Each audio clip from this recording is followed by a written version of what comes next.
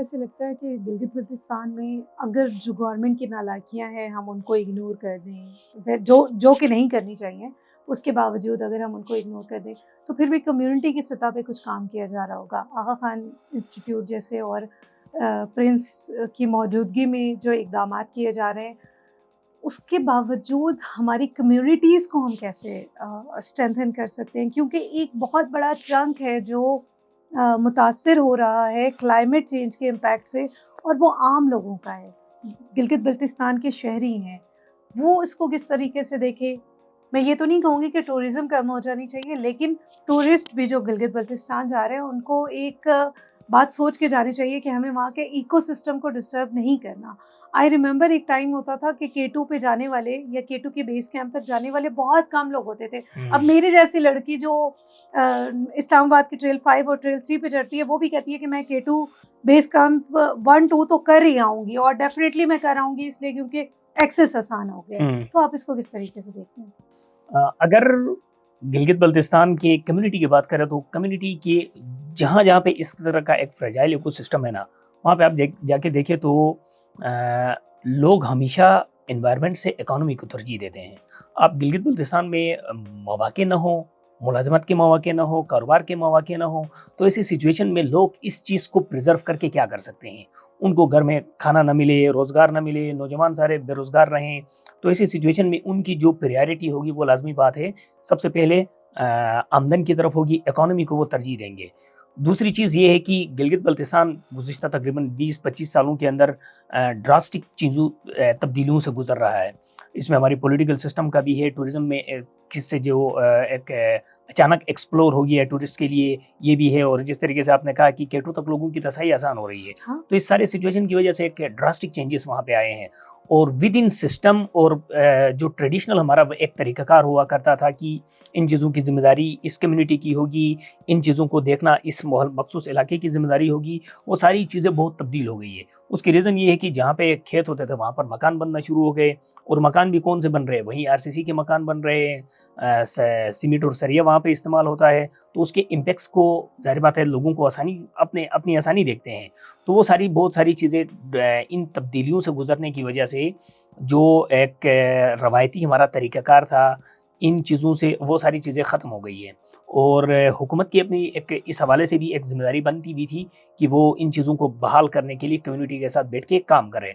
अब माज़ी में मैं मिसाल के लिए कहता हूँ कि किसी एक मोहल्ले में 50 घराने थे, तो 50 सब तमाम घरानों के लिए एक रिस्पॉन्सिबिलिटीज़ होती थी। अब वो 50 घराने तो वहाँ पे मौजूद हैं, लेकिन उनके ऊपर 200 घराने बाहर से आके बैठे हुए हैं। तो वो 50 घराने उन 200 लोगों को कैसे सँभाल के इन चीज़ों की का एक रुख़ तय्युन कर सकते हैं। ये 200 लोग कौन हैं?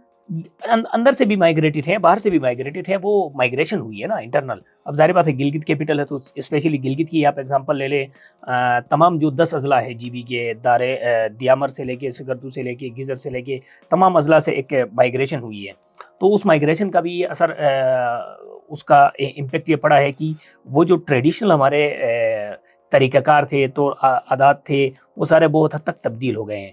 पहली चीज़ तो ये है और दूसरा इन चीज़ों को बहाल करने के लिए ज़ाहिर बात है बाहर से आने वाले के ऊपर भी मतलब आपके मकान तो आपका है, रेज़िडेंस आपकी है, रिसोर्सेज़ आप इस्तेमाल कर रहे हैं, तो उसका भी एक कैटेगराइज़ करके उसके ऊपर भी ज़िम्मेदारियाँ आयद की जा सकती है। लेकिन ये करने के लिए हमारे पास जो तरीक़ाकार है, गवर्नमेंट है। गवर्नमेंट इन चीज़ों के ऊपर काम कर सकती है और जो हमारे ये जो हेरिटेज है एक हिसाब से जो कदीम अदवार से चले आ रहे हैं, इनको बहाल करके इनको दोबारा प्रैक्टिकल बनाने के लिए गवर्नमेंट को इस तरीके से एक्शन लेना पड़ेगा। जब एक्शन नहीं लेंगे तो फिर यही है कि 200 की बजाय 400 और आ जाएँगे और जो 50 लोग पहले बैठ के इन तमाम चीज़ों की निगरानी करते थे, वो कहेंगे यार सिर्फ़ हम 50 थोड़ी है, 400 को हम कैसे सँभालेंगे? तो ये एक ना ख़त्म होने वाला एक सिलसिला शुरू हो जाएगा और हो रहा है अभी भी। तो इनसे बच के इन चीज़ों को प्रिज़र्व करने के लिए गवर्नमेंट को बड़ा एक्शन लेना पड़ेगा और हमारे जो कम्युनिटीज़ हैं उनको भी इस हवाले से फिर कम्युनिटीज़ की बड़ी डेफ़िनिशन इन हवालों से बड़ी तब्दील हो रही है।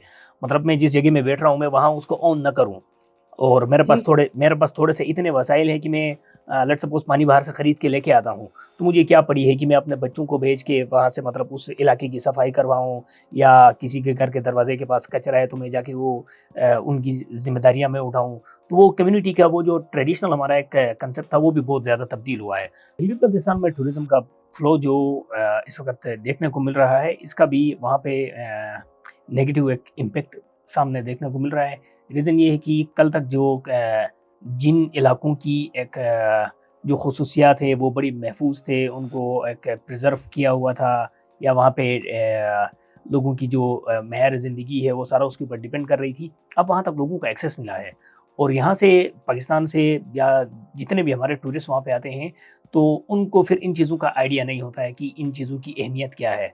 गंदगी फैलाना, कचरा फैलाना, वहाँ पे दरख्तों पे चढ़ जाना, ये वो बहुत सारे वीडियोज़ आपने सोशल मीडिया पे देखे हैं।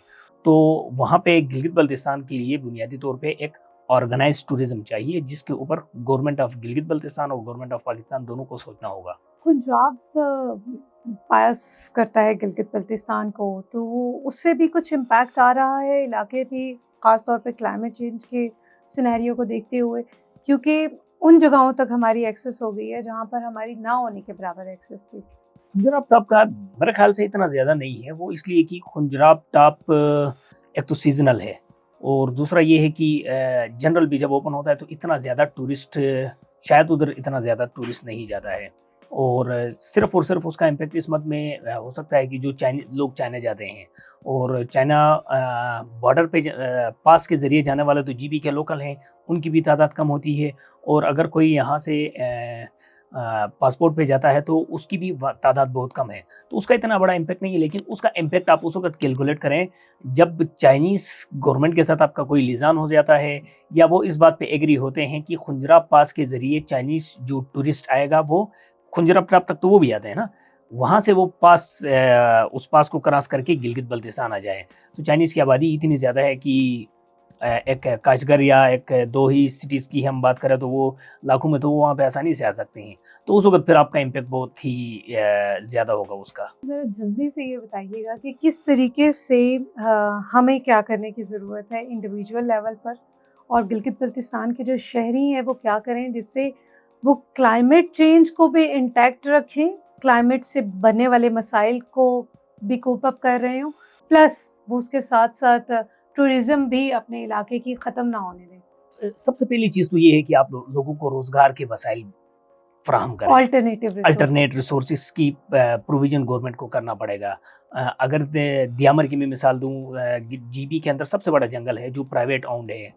अगर उस जंगल को लोग नहीं काटना है, या उनको अपने जंगल काटने से रोकना है, तो आप अल्टरनेट सोर्स फ़राहम करें। वहाँ पे रिसोर्सेज़ की बहुत कमी है। उसकी वजह से लोगों का डिपेंडेंट हो जाना भी एक फ़ितरी सी बात है। दूसरा ये है कि लोगों के अंदर अवेयरनेस क्रिएट करें। कमबख्ती से या बदबख्ती से ये जो एनजीओज़ के ऊपर हम डिपेंडेंट हो जाते हैं, उसका भी एक मनफ़ी इम्पैक्ट होता है। एनजीओज़ का इश्यू ये होता है कि वो सरीना होटल में बैठ के 2 मीटिंग कर लेंगे, और बड़ी खूबसूरत और शानदार और जानदार रिपोर्ट पेश करेंगे कि सब अच्छा है, लेकिन ऐसा होता नहीं है। जितने इलाकों में इश्यूज़ है पॉइंट्स के ऊपर, मेरे ख़्याल से बहुत कम ऐसे पॉइंट्स होंगे जहाँ तक ये लोग पहुँच गए हैं। तो इस तरीके से इनको भी मतलब थोड़ा-सा बाउंड करें कि रिज़ल्ट इनका मिले, कि आप कोई चीज़ एक्टिविटी करते हैं तो कम से कम एक रास्ता तो फ़राहम करें आप गवर्नमेंट को या कम्युनिटी को कि बुनियादी तौर पे इन चीज़ों से कैसे निपटा जा सकता है। फिर अवेयरनेस कम्युनिटी के अंदर क्रिएट करने की ज़रूरत है कि आपके इलाके के अंदर कौन-कौन सी चीज़ें सेंसिटिव है, किन-किन चीज़ों का आपने खुद भी ख़्याल रखना है, और कौन-सी चीज़ें ऐसी है जिसमें बाहर से कोई भी बंदा आ जाए। बाहर से मतलब पाकिस्तान से ही लाज़मी नहीं है, बाहर से विदिन कम्युनिटी भी अगर कोई बंदा आपके मख़सूस एरिया के अंदर आ जाता है, तो उसको भी आप बता के रखें कि ये हमारे एक हिसाब से रिस्ट्रिक्शंस है, इन चीज़ों की तरफ आपने नहीं जाना है। और सबसे बड़ा जो इश्यू है, कम्युनिटी के साथ गवर्नमेंट लिज़ान करे, और गवर्नमेंट की पॉलिसी साफ-सुथरी हो इस मामले में कि आपने टूरिज़्म को सस्टेनेबल रखना है और क्लाइमेट को आपने बचाना है। ये आपकी 2 पॉलिसीज़ क्लैरिटी के साथ हों, तो आपके मामलात बढ़ते हैं, वरना ये जो एम्बिग्विटी है, एक गवर्नमेंट आ गई तो नया एक पॉलिसी लेके आ गई, एक सेक्रेटरी तब्दील हो गया तो वो नई कोई कहानी लेके आ गया, तो इनसे ये चीज़ें नहीं बच सकती है। तो इसलिए गवर्नमेंट को चाहिए कि लॉन्ग टर्म पॉलिसीज़ बनाएँ। जिस तरीके से बहुत सारे ममालिक में मैं देख रहा था कि 2062 के पॉलिसीज़ चल रहे हैं। इतने लॉन्ग टर्म वो मंसूबे बनाते हैं। तो हमारे इधर ये है कि महीनों की पॉलिसीज़ का हमें नहीं पता चलता है, अगस्त में है तो सितंबर में क्या होगा हमें नहीं पता होता है। तो इस तरह के पॉलिसीज़ को तर्क करके अपने लॉन्ग टर्म पॉलिसीज़ की तरफ आ जाए। फिर में आपने मेरी दुखती रग को छेड़ा है, ये कह के कि लॉन्ग टर्म पॉलिसीज़ पे दुनिया काम काम करती है। चाइना ने 100 साल की अपनी पॉलिसी बनाई, बेल्ट एंड रोड इनिशिएटिव की। इससे सिर्फ ये 100 साल नहीं, इससे पिछले भी अगर 100 साल देखें तो वो 100 साल की पॉलिसी भी चल रही थी। तुर्की ने अपनी 100 साला आज़ादी उस्मानिया सल्तनत के बाद अचीव की, जो कि अभी 2023-24 में जाके उसका मुआहदा ख़त्म हो रहा है। लेकिन हम कहाँ खड़े हैं कि हमारी हर गवर्नमेंट जब आती है तो पिछली गवर्नमेंट की पॉलिसीज़ हमारी नाकारा होती हैं। और क्लाइमेट चेंज के हवाले से तो हम ग्रीन पाकिस्तान के ऊपर काम कर रहे थे, उसके बाद हमने इस प्रोजेक्ट का नाम तब्दील किया, उसका नाम हुआ बिलियन ट्री सुनामी प्रोग्राम।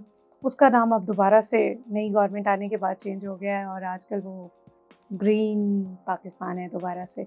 तो हमें ये सारी चीज़ें पाकिस्तान को क्लाइमेट चेंज को डील करने के लिए मुझे लगता है पर्टिकुलरली हमें कई सदियों का प्लान बनाने की ज़रूरत है।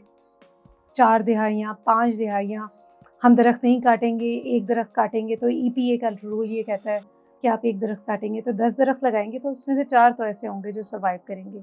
लेकिन अनफॉर्चुनेटली अभी मैं आपको दिखा रही थी कि सिर्फ अगर आप गुलबर्ग या इस्लामाबाद में की जो एक्सपेंडिशंस है उनको आप देखेंगे तो आपको अंदाज़ा होगा कि इस्लामाबाद में जिस तरह से शहर बड़ा होता जा रहा है, सिर्फ शहर नहीं बड़ा हुआ, शहर के सराउंडिंग में जितने दरख्त थे, जंगलात थे, वो भी कट गए हैं, जो ग्रीन एरियाज थे वो भी ख़त्म हो गए। इसी तरह गिलगित बल्तिस्तान के साथ हो रहा है। फॉर श्योर जहाँ पे लकड़ी के दरख्त घर बनते थे, अब वहाँ पर जो दरख्त बन रहे हैं वो जो घर बन रहे हैं वो कंक्रीट के हैं। तो हमें हमारी गवर्नमेंट को बहुत ज़्यादा सोचने की ज़रूरत है। Last message for the youth कि वो किस तरीके से क्लाइमेट एक्शन पे अपना किरदार अदा कर सकते हैं। आपकी दुखती रग तो ज़ाहिर बात है हम सबकी भी दुखती रग है इस मामले के ऊपर, हमें भी बड़ी तकलीफ होती है और इन बहुत सारे चीज़ों का लिंक आपका रूल ऑफ लॉ के ऊपर से है। आप मुल्क के अंदर रूल ऑफ लॉ लाएंगे तो ही इन चीज़ों को हम काउंट करेंगे कि EPA का क्या फार्मूला है, EPA की पॉलिसी क्या है, CDA क्या कहता है, प्रोविंशियल गवर्नमेंट्स क्या कहती है, उनका क्या शेयर है, क्या तरीकाकार है। रूल ऑफ लॉ ना होगी तो फिर ये सारी चीज़ें ख़त्म हो जाती है। पाकिस्तान की यूथ को चाहिए अपने चीज़ों को थोड़ा सा एक्सपेंड करे, व्यूज़ को। वो जिस नज़र से पाकिस्तान को देखते हैं या दुनिया को देखते हैं, इसको छोड़ दें और हकीकी तौर पे एक्सप्लोर करें। दुनिया किस तरफ जा रही है उसको देखें और ख़ुद को दोबारा देखें कि हम किस तरफ जा रहे हैं। Thank you so much Faheem, आप हमारे साथ रहे और आप लोगों का बहुत बहुत शुक्रिया। आपने तुम्हारे पाकिस्तान का के प्लेटफॉर्म पर हमारा पॉडकास्ट देखा। हमें सब्सक्राइब कीजिए, लाइक कीजिए और अगर हमारी कोई भी बात अच्छी लगी हो तो इसे दूसरों के साथ शेयर कीजिए। साथ साथ जाते हुए, क्योंकि आज हम क्लाइमेट की बात कर रहे थे, तो अपने माहौल की और अपने आसपास की हिफाजत करने के लिए जो कुछ भी आप कर सकते हैं अपनी कैपेसिटी में रहते हुए वो कीजिए। वो भले एक दरख्त लगाना हो या गली में से कचरा साफ़ करना हो। मेरी तरफ से अल्लाह हाफ़िज़।